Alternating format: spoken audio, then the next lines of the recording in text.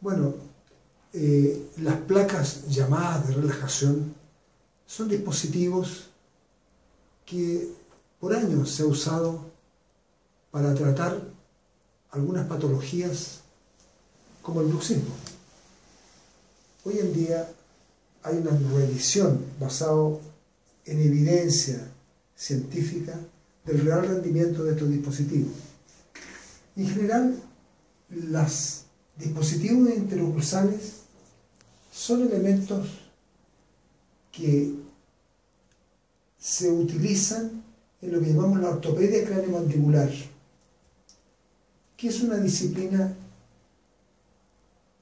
no quirúrgica que utilizamos para tratar en general todos los trastornos de tipo articular, muscular, que afectan al sistema masticatorio.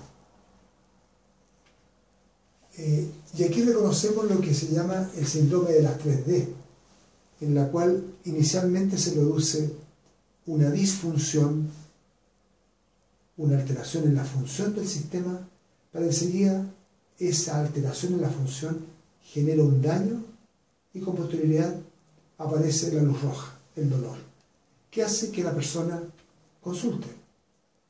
Ahora, por décadas los odontólogos han usado estos planos interocclusales para reducir el exceso de actividad muscular que se produce en el bruxismo.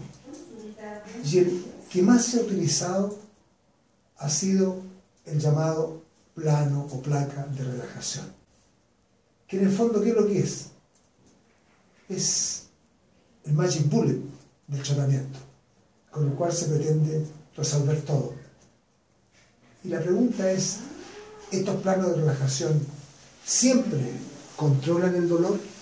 ¿Siempre relajan la musculatura y eliminan el bruxismo?